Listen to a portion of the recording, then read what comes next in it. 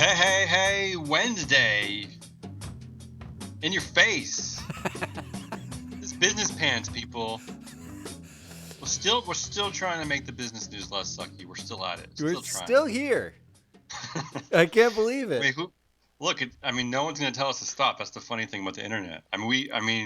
This could go on indefinitely. Hey, look, you can't blame the internet for everything. The internet isn't the reason why. I'm going to remind everyone out there, this is it. This is the only daily news show of its kind. In fact, one of our very gracious. Thank you so much for giving us the ratings and reviews that you've given us. One of them was, at last, a daily ESG news show. So someone's listening. Shout out to the someone person. So go ahead, Vox Media, buy us. We're already looking for a buyout. BlackRock, BP, whatever. We're one of a kind. We should announce. I know that we're a snarky pair of people, okay? But we are looking for advertisers because we've had some interest. We've had some talks with some people. There's real opportunity here to speak to our one listener very intimately. We have an intimate audience who's looking for your products, advertisers. No, but seriously, if you want to advertise, reach out to Free Float Media because I've got kids and you've got kids and your wife just got displaced, as we found out yesterday, by artificial humans. Yeah, by Samsung Neon artificial humans. So let's get into the show before I get more depressed because I want to be upbeat today. Yeah. I want to be upbeat. Let's go.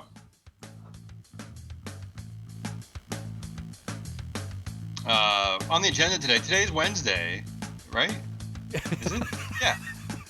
It's January 8th, Wednesday. So this is our Inside the Pants day where I hate saying this, but this is our ESG day. We're still trying to kill the acronym. This is the day that we look at the real world data of corporations beyond price over equity ratio crap, right? That's what we're gonna do. We're gonna briefly look at some ESG news, and then we're just gonna talk a lot about proxy statements, a lot about shareholder proposals, a lot about the other democracy that no one really talks about. Oh, I like calling it the other democracy. And then Matt's gonna make something, and that's it. Yeah, I'm not even gonna make something. I'm really gonna. Today's a definitional show. We're gonna do some discussion about some basic things in our world. But let's get right into the news before I diatribe. I don't have a lot of news today, but unfortunately, I do have to start with this. There was another Boeing 737 plane crashed last night. This time in Iran. 176 people were killed. A plane bound for the Ukraine. This was not the same Max 737 Max model that was grounded almost a year ago after two other crashes. But I couldn't not mention this story. And I think just to point out that the elephant in the room that we talk about a lot here just keeps, unfortunately and sadly, just keeps getting larger, right? I don't know how else to say this. Like, the Boeing has finally replaced its CEO, Dennis Muhlenberg, which we shouted about for months. But as we pointed out, they're maintaining leadership by cronyism, and this is another sad reminder that we're not too sure about that, right? It's. I mean, we've status quo'd our way to, and it's hard to say like, okay, the board's at fault, or who knows? It's not what we're saying. We're not saying, but when the stuff keeps piling up, and you have to wonder who's going to clean it up. Should it be the same exact people who the stuff keeps piling up on? This is a company in crisis, so it's a bit of an outlier this way, but it's a sort of an opportunity for us to point something out, which is exactly what you just said, is that this idea of just going to the same leadership genetic pool over and over and over, it just seems silly. It just seems, not to be rude, it seems dumb. Okay, I said it. Just seems dumb. Actually, you're kind of on with your little keywords, like the corporate gene pool. I like that. Yeah. You're a monster today. I think it's my combination of coffee and tea I've been rolling with. Cold coffee and stale tea. Yeah. So But sad news that's, to yeah. start the day. Well, how Yeah, but much of this, it? Let's again, be yeah. conspiracy theorist. How much do you think that this was like the FAA being like, we will fast track the 737 Max 8 if you just crash an Iranian plane for us so that we can Well, look, de-escalate quickly. yeah. I mean, this is the weird thing is that it happened in Iran, which is the other big, news part item of the week. And Iran has already said that they're not going to give the black box to either America or Boeing. So it's kind of it's definitely an odd moment here. Also, Iran, if you're listening, you're not Yeah. because we know who's Maybe, listening and it's not maybe. you. Oh, Um, uh, you should vote your proxies. Maybe this wouldn't have happened.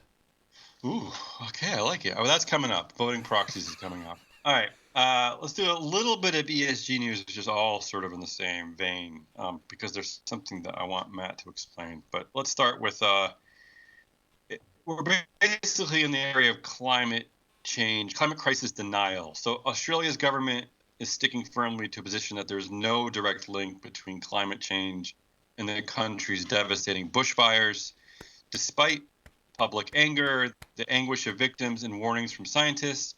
And at the same time, the Trump administration has just put out its latest national preparedness report, which describes the greatest threats and hazards to the country.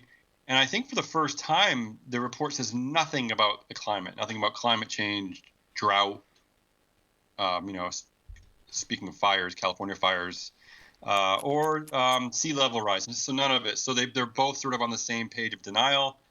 And then this brings us to our last story, which I'll have Matt cover more in detail. But this is from the Financial Times. Municipal bond investors across America are waking up to the financial risks of climate change as increasingly frequent extreme weather threatens cities' ability to pay back their debts. So I'll let you cover that one. Well, they're all sort of linked. Okay, so you've got at the top, there's denialism at the federal level in Australia and in the U.S. for sure, but elsewhere in the world, like Brazil, has been very candidly denying that the climate Right. is a thing. And the result of that is sort of like this is sort of the one place where trickle down economics seems to have worked, because trickle down denial of climate change has meant that all of the cost burden is being paid for by local municipalities right now. Like you can read stories about how Boston is planning a multi-billion-dollar infrastructure rebuild, because Boston is effectively, I don't know if you've ever been to Boston. I know you have, but Please. listener, if you've ever been to Yeah. Boston, it is a beautiful city that is effectively built on a swampy trash heap. It's a landfill. It's right? a landfill. Yeah. It's filled in swamp. And what's going to happen, or what they're anticipating happening, is as sea level rises, the city effectively sinks and goes underwater. Mm-hmm. It happened the last time they had a major storm where in the seaport it was underwater. Miami is doing the same thing. You see this in islands. The island nations are having this massive problem. They're evacuating parts of Alaska, like the Alaskan government is paying to evacuate certain outlying communities as they are increasingly underwater. As Yeah. all the administrations deny this, all the local municipalities are being forced to pay for it. But the Right. local municipalities pay for stuff not entirely through taxes. They often get federal grants or they get federal money to help pay for stuff, but they issue bonds. So when they go and issue a bond, there's a competitive bidding to see what the interest rate on the bond is going to be, and the interest rates are going up. Effectively, investors are saying to a lot of municipalities sort of in the wake of climate, oh yeah, your ability to pay back that debt is going to be limited as you try to fight climate change, so we want more money for it. So do you think this is like purposefully a political battle? Because without a doubt, in the Western world, not just the United States, cities are by far the most progressive liberal parts of every country, and most of these climate change deniers on a federal level are from the right wing. Do you think so? Do they think there's like they know they're kicking it down to these liberal cities to deal with, or do you think it's just what? I mean, is there something going on there specifically? I mean, the conspiracy theorist in me might say, All right, yeah, they're fucking the left, but I don't. but no, maybe not. I think it's I think it's purely we've we as a collective species have decided to largely ignore this issue. But Well, the yeah, issue is not the issue doesn't manifest at the federal level, right? Like it's not like the whole country all at once is underwater. It manifests at local levels first. And to see what right. like the natural kind of like event sequence here is no one does anything, then some stuff happens. Like Miami is for a decade seen what they call like what do they call it, fair weather, or it's like when the tides, they're having normal tide floods now, Mhm. where on a Okay. sunny day, I think they call it sunny day floods. The tide comes in, it's not at a incredibly abnormal tide, but it sinks like full sections of road right Yeah, underwater. yeah, yeah. They've been dealing with this for a decade, and effectively no one cared. I mean, the governor of Florida, Rick Scott, who is now a senator, is on record saying climate change is not a thing. We don't care. It's not a thing. It's a made up thing. And now, as a senator, he's saying climate change is something we're going to have to deal with in our state. Right. Because it starts at a local level. Like everyone's Yeah. starting to realize on the front lines, that's where it's going to start. So, Well, clearly, I mean, and especially from this show's perspective, it really is sort of a pro-business, pro-corporate approach, right, to deny climate change, because all they're really saying is this isn't really about the science of climate change. This is really about we're not going to tell companies what to do, right? Isn't that basically it? I mean, some of Like, that, yeah, for sure. I mean, I mean, I don't even honestly, it largely doesn't matter. Like it could be an entrenched interest approach. It could be who lobbies the most approach, mhm. who offers the most in political donations approach in the U.S. In Australia, it's an extractive economy. It could just be a quid pro quo approach. It effectively doesn't matter because the cost will be borne. Like it's Yeah, I yeah, don't. I'm yeah. not an activist about this. It's science. Okay, it's not Right, like right. I don't really. I'm not the cause of climate change. I'm less interested than the science of climate change, which just suggests someone's going to have to pay Look because out. it's happening, right? And now you're Yeah. seeing it in municipal bonds. That's what's fascinating about that FT Yeah. article. You're just seeing it. You're seeing it start. It is pretty nuts. Portland, Maine is the same. We're kind of like Boston. You know, it's a small city on a peninsula. Boston's quite a small city too. And part of Portland is also built on landfill, and there's a section that has a sign that shows you the height of like historic storm surges based on high tides and all that. And it's like way over my head. I mean, it's not, like right where I'm standing. It's like 2 feet over. It's nuts, right? I mean, it's crazy. I mean, if you really think about it, I mean, it's too much, really. Anyway, So that's sad ESG news. Munis yeah. Well, are no, paying I mean, for yeah. I mean, climate change. this is why people always accuse ESG of being touchy-feely because yeah, it does. It borders and sad because we just like to talk about risks, I guess. So, Well, uh, I mean, like you have a long-standing group of investors who have been arguing about climate change and how to talk about it. And I remember I was working at an NGO, and when it went from we don't talk about global warming, we talk about climate change because, like, there were senators bringing in snowballs into Congress, being like, global warming, look, there's snow. Like it was like that yeah. absurd. So then it was like, Forget oh your well, lifetime of scientific research. I have a snowball. it was like, okay, change. And that but like the approach of the sort of climate change focused people was, well, what happens if we change the words? Then maybe people will listen more. And it's kind of Yeah. true, but it's also patently ridiculous because it's Well, like yeah, the science we doesn't care. Guess what? Nature doesn't care about the words you use to describe how it's fucking you up. It's just going to right. do that thing. And now munis are paying, and munis aren't paying like just because the water's coming in or they're having droughts and wildfires. They're paying because now investors are like, wow, you guys have a lot of water and wildfires all of a sudden. That's weird.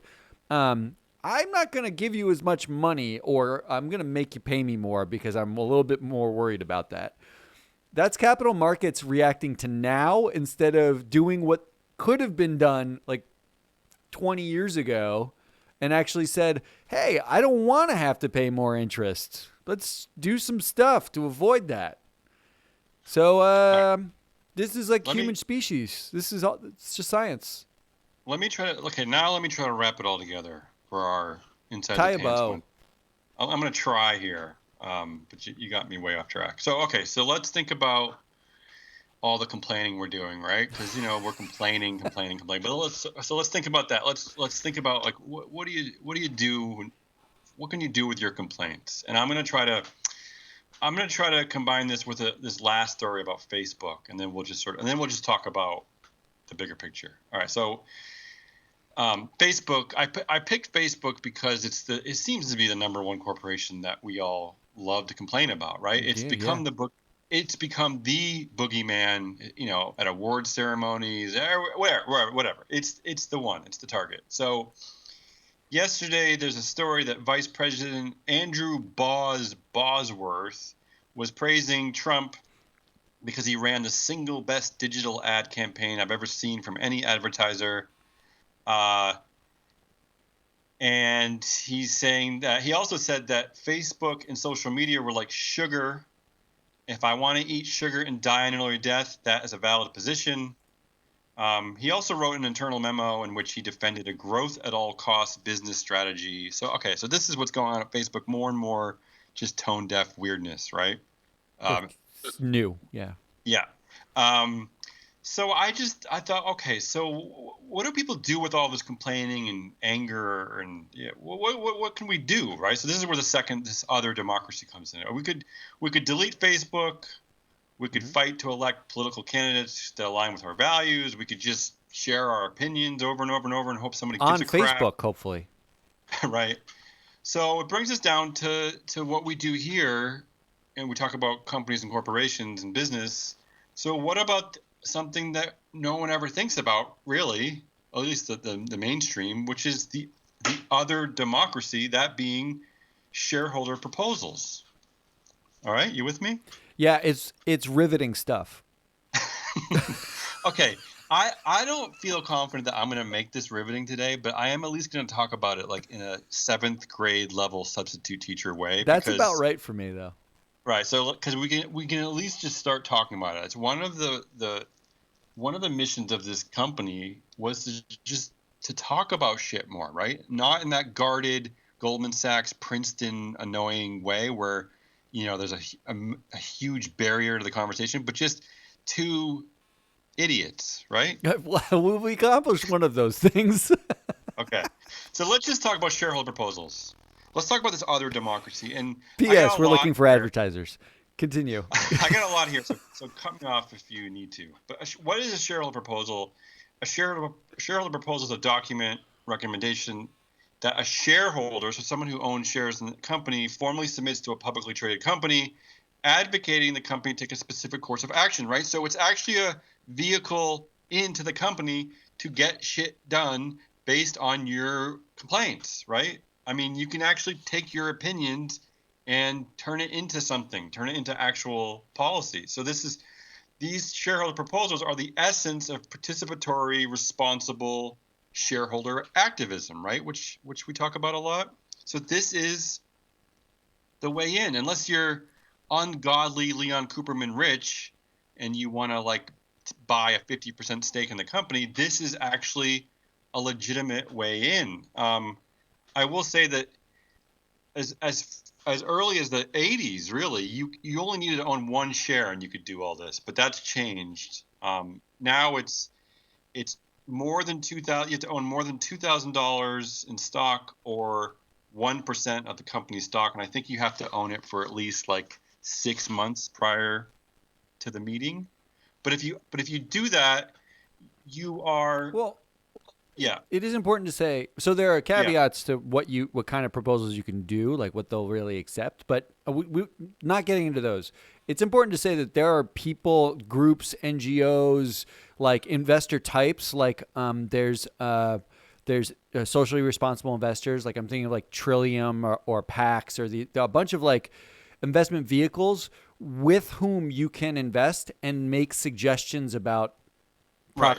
proposals, and they own the shares so that They you own don't a have to lot. have $2,000. Like if And a there's lot of them own quite, or they represent like quite significant shareholdings, enough to the point that sometimes the companies will negotiate before the proposal Right. even gets to the meeting, right. so, which is important. But okay, so I'm going to continue here. So again, what should the shareholder propose? This is not like a rant. This is you want to address a specific company policy and provide a detailed resolution, right?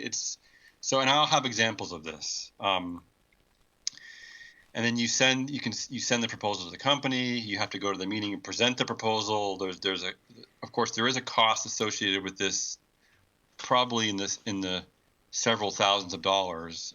So you do have to be Leon Cooperman, is what you're saying. Well, no, but people kickstart everything, right? Like a donut food truck. So I mean, you can there you can get together with That's 15 not a of bad your idea. bearded Kickstarter, friends yeah. and get this done. All right. I'm just saying, like, I know you're mentioning Pax and Trillium, and I actually have a lot of good examples from Trillium today. But those aside, those still represent like the elite for the most part. So I'm just saying that you really can, believe it or not, get this done. You really can. If you need You help, actually call us. right. And We'll I'll say, point you to like anything somebody. else in life, the first time you might fuck up, you might fail because you got to figure out the ropes to this. Whoa. But I'm just saying Easy, cowboy. this is actually something that you can do. So let me just start. Let me just start by giving. Let me just give examples. Yeah, read me something. All right. Bedtime reading. Do you feel like I at least described it in an adequate seventh I grade mean, substitute teacher I, way? Do you I, feel like ju- you understand what we're talking about? I mean, I'm still in fourth grade, so it was pretty good. All right, so here's one proposed. This is a shareholder proposal. Again, if you own a small amount of a company's shares, you too can propose a policy change representing your core values and beliefs. So this one is at Newell Brands, and it's covering executive leadership diversity. So I picked this one because this is something that I actually give a shit about. And the people corporate who gene raised pool. Exactly. So the people who raised this were essentially saying that only 2 out of 18 of your leadership committee members are women, and we think this sucks. So they basically said, and this is the actual text that they proposed. Shareholders request that the board of directors prepare a report providing its assessment of the current state of its executive leadership team diversity and its plan to make the company's executive leadership team more diverse in terms of race, ethnicity, and gender. And you know what? You know what happened here, Matt? Failure? No, they won. They got 57% of the vote. Wow. And it's that simple. I mean, it's really that simple. I mean, it sounds like they probably had a few lawyerly friends kind of help them with this wording because it's kind of annoying wording, but yeah, they won. Though the So there you reason go. why they have lawyerly friends doing it is there's something called the business judgment rule where the SEC will throw out your proxy Yeah. if they decide it's up to management to decide that thing. And how you word it matters. But Yeah. the point is there are problems that you have with companies that you can Real problems. that you can address with the other democracy that is corporate democracy, the shareholder democracy. How about your kid, your annoying kid who loves Frozen? All of them. I'm not talking about you specifically. Me, yeah. You know, kids seem to hate straws, right? Do I don't they? know why. There's a lot to hate, but they really hate plastic straws. This is at least in Portland, Maine, they seem to. We're talking about millennials. So let's go to Starbucks. This is a plastic recycling proposal. Shareholders request that the board issue a report on reducing the company's environmental impacts by stepping up the scale and pace of its sustainable packaging initiatives, blah, blah, blah. This one got 45% of the vote, so it didn't necessarily pass, but as you'll learn if you're in this field, the more and more you put these up, because you can put the same thing up year after year after year, you get incremental agreement, and eventually it'll pass. So anyway. And even when it doesn't pass, the company takes notice if you get a certain amount of interest. 45% is massive. That's a lot. There's another one here I wanted to point out, because you always point out that Facebook is a fake public company, which of course it is. They are. And this should be our one of our main things to do here at this company is try to drum out these companies, because it is getting annoying. So Facebook, of course, everyone knows that Zuck completely controls everything. There's a dual class shareholding setup. It gives him approximately 60% of Facebook's voting shares. So good luck doing anything that Zuck doesn't like. But people keep putting up an independent board chair proposal, which seems reasonable. It's at a lot of companies. It's essentially asking Zuck to have a counterbalance in the boardroom that has non-Zuck ideas, right? Someone who's actually independent from you and your cronies. And this one, it got support of 20% of all shares and 68% of all non-Zuck shares. So, no, but this is important. I mean, this is, maybe Zuck will eventually listen, So this is something that we care about, and it seems like a lot of other people care about. So obviously. Yeah. Let me segue this into the Matt Makes. I got a lot more of these, so if you want, I'm gonna either keep going. I think we should do these like every week. Read a couple of these, because I mean, what's interesting about them is like they're not.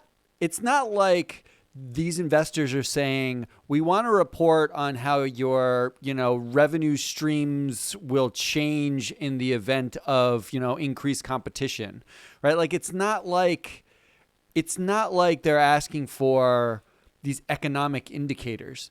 They are asking for things that matter either morally to them or it matters from a macro systemic point of view, which actually segues nicely into Matt Makes. So let me make some definitions here. All right. So you're moving me on. All right. Okay. I can handle it.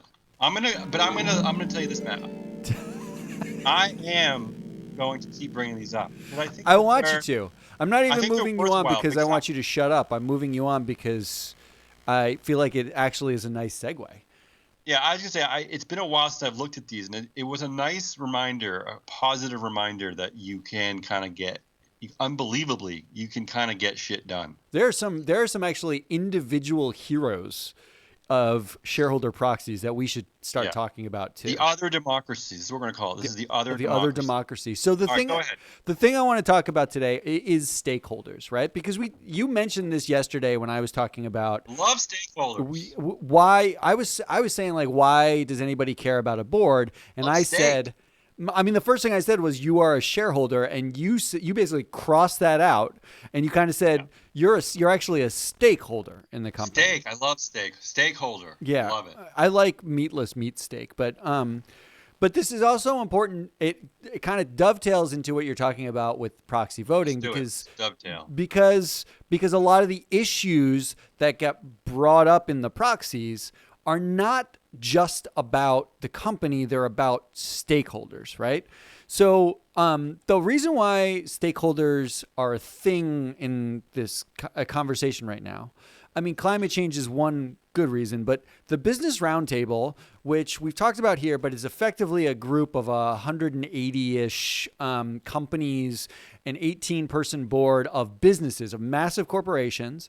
They put out a statement last year, middle of last year, talking about how their primary focus was going to shift from being shareholders by themselves, which is anybody who owns their stock, to stakeholders.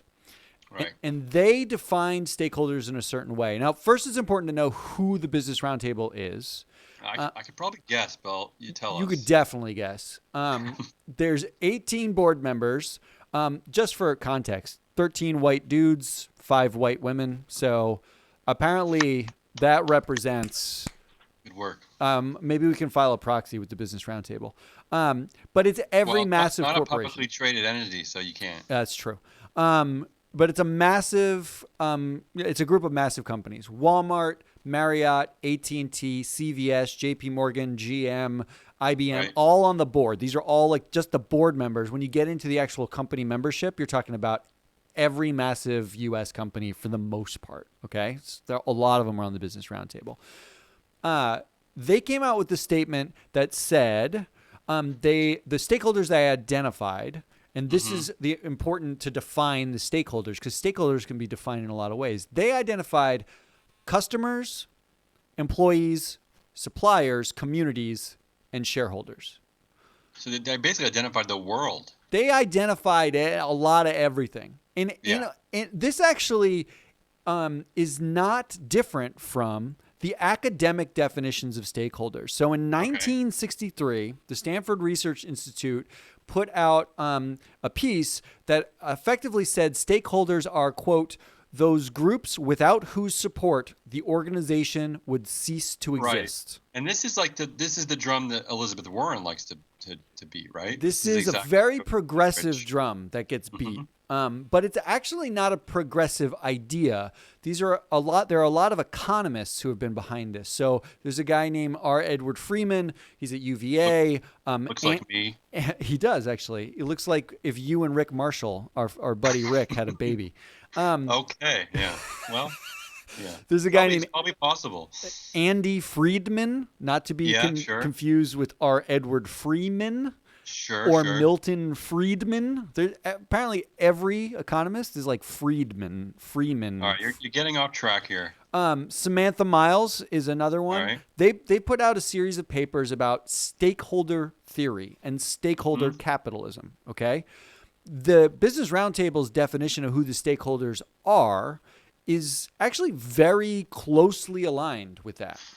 Right, which is weird, but yeah. But I want to take a stab here. And I want to leave everybody with like a nugget, because stakeholder theory largely exists in the academic world. It doesn't really exist in sort of real economic, valuation Wall Street world. And it hasn't. Okay. Except from a policy standpoint, where Elizabeth Warren says there should be like a wealth tax because and she uses stakeholders as a reason. Certain population. It hasn't really existed outside of sort of policy and academia, but it can. So I want to put a nugget in your brain. So if we think stakeholders are effectively everybody, I want to define them in a more useful way, and I want to show a little bit. And this is work I did back at MSCI that never took off at MSCI for a variety of reasons. But I've reconstructed here because I love it. Okay. All right. Effectively, I want you to think about a company, okay? What does a company actually need to exist? At its very base, at its most basic core level, a company it operates under governments. They largely need investors, whether or not like it's your money, you're investing in your own company, or they need, external investors. They need customers, someone who pays them to do something or buy a widget. You need employees, whether that's just one employee who's you or a million. And you need a system of resources in which to exist, right? Like, because it doesn't matter if you build a widget if you can't then drive the widget to someone else's house, right? Right. And the widget could be made out of metal. You need to get that metal. That's all part of like this broader resource system. That's 5 stakeholders, okay? Okay, I'm with you so far. They provide the assets that a company uses to do whatever it does. Without them, the company doesn't exist. Now, this is not far from the academic and policy part. The company has largely, and this is what the Business Roundtable has sort of challenged, largely just paid all the money it gets. It just sort of thinks mostly about the investor. It pays the investor a dividend. It pays down its debt investors. It kind of like, it buys back its stock. It pays its executives, and it does pay other people, obviously. But its purpose is very Milton Friedman, the economist from the 60s, who said companies' whole purpose is to create shareholder value. Okay. Now, if you add these stakeholders, you start to actually realize stakeholders require value too. And there's some easy ones, right? So investors, you want a dividend. Governments get taxes, right? Like that's the value a government derives. That's a measurable value a government derives out of a company. Sure. And when the company sort of tries to find ways to not pay those taxes, then it's not actually returning anything to that stakeholder. Yeah. Not directly. Indirectly, right. Sure, but not directly. A customer gets a product. If that product basically breaks the day you get it, or if it sucks, you got no value. You got no return on your money. You think of that as like recalls for a car or something like that. But you're a stakeholder in this transaction. You have given the company money. You have provided it an asset. And in return, it's supposed to give you value. It's just that idea, right? And then you have employees. Now, employees are giving you their time, which is a super valuable asset. You might get 80 years on this world. And if you believe in another world, that's great. But if you don't, you get just the 80 years. And working years are effectively from age like 18-ish to 66-ish, right? So really you're talking about 50 odd years of time. And that's it. So when you give your time, you get paid for it. That's the whole idea, right? That's why you see strikes when you're not getting enough benefits, when income inequality is a problem, because you've effectively given a company your asset, which is your time, and you are not getting commensurate value for your time necessarily. That's the argument. The last bucket, which is the system bucket, is the most difficult. It's something actually my buddy Mark Brammer, shout out to Mark Brammer. He's in the middle of writing a book.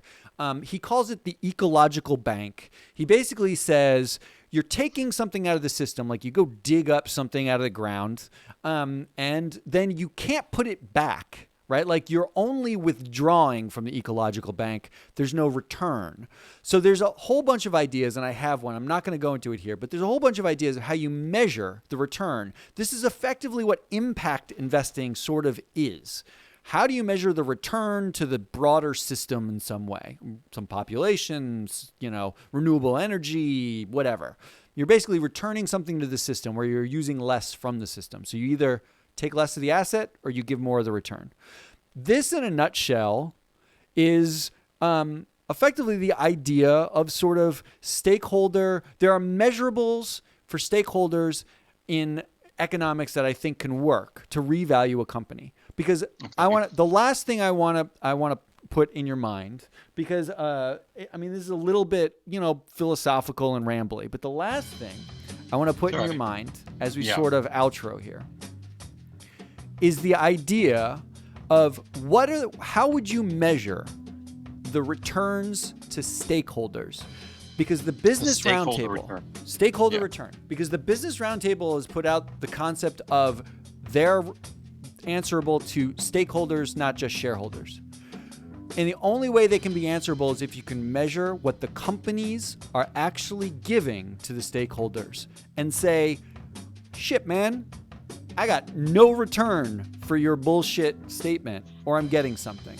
So where I'm going to go over the course of the next month or two, and this is going to be a data intensive. I'm writing a paper on this. Where I'm going to go, I like it. I'm going to dissect the companies on the Business Roundtable from a stakeholder viewpoint, because there are some measurables. There's like dividends and taxes and adjusted income and total compensation. There are measurables. All right. How much gets paid to stakeholders. So hopefully I've defined what stakeholders are. and some of the concepts and where they come from and how I'm going to fuck with it. So essentially, this is your answer to total shareholder return. This is my answer. I think total shareholder return, if we're going to say stakeholders rule, which is what we say here, which we should, then we need to give a measure to show who is doing a good job and who's doing a bad job. And we need to kill total shareholder return. And I can see that there doesn't seem to be a lot of like touchy-feely ESG data in there. Nah, man. I'm not that touchy-feely. Okay. I don't like people. I don't like anything. If there were more time, I would ask you why this got shelved at MSCI, but we can talk about that later. Maybe next week on ESG Wednesday. Yeah, because I like it. I do. I mean, it seems like a no-brainer to me. I mean, instead of just having dumb conversations about it, why not create a total stakeholder return, right? It's what we're going to do. So stay tuned to Business Pants and Free Float Media. Right. Thanks, Matt. Thanks, Damion. That's Damion Rollis. I'm Matt Mascardi. Thanks to our team here, including Todd Ovanik for the music and John Walsh for the art. Really cool art that we're actually starting to use more. John, Can I just say, if anyone doubts that there's at least one non-idiot here at this Free Float Media, listen to the last 10 minutes. Again. Listen to it like 3 times. You might learn something. I doubt it. No, take it to your boss and pretend it's your own work. I mean, it's impressive. Please subscribe, rate us, share us. We need to go viral because I need to feed my children. We will come back at you tomorrow with a big bag of business nuggets. Talk to you then, Damion. See you, Matt. Bye.